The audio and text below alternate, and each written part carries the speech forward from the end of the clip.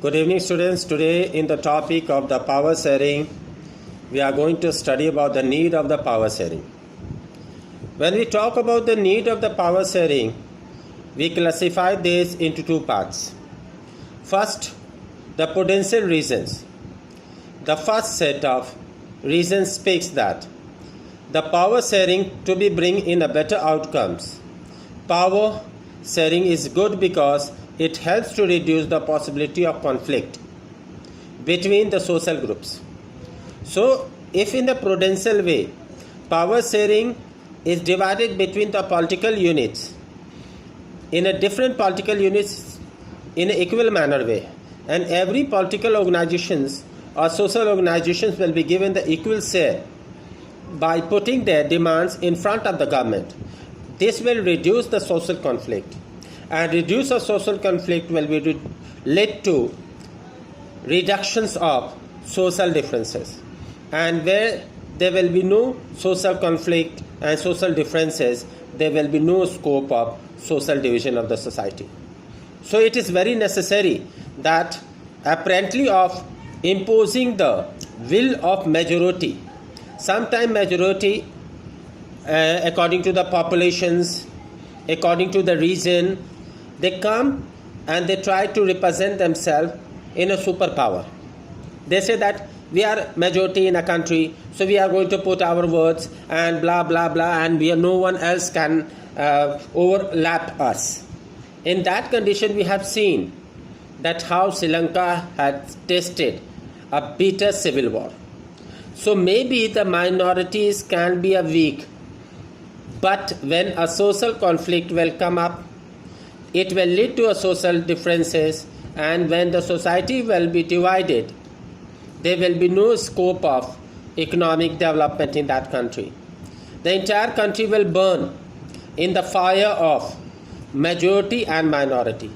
So potential reason says every political organization should be legitimate. They should give time to time minorities the privilege. In same manner way, the majority should follow in the same manner way as in a family. A father holds a finger of his child how to walk.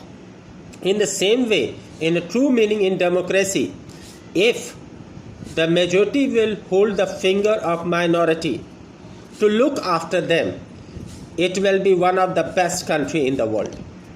So the second reason when we come, that is called as a moral reason. So in this second set of reason, it says that the very act of power sharing is valuable. Power sharing is the best spirit of democracy, because it will help the people to come up with their voice, with their demand to develop a country in further. People have right to consult or on the how they are being governed. You have to ask every majority, every minority, every subcaste group, every ethnic composition of a country that what problem you have. When we are going to solve the problem of every minority to majority, from gender to religion wise people, the country will be a footable and one of the best democratic country in the world.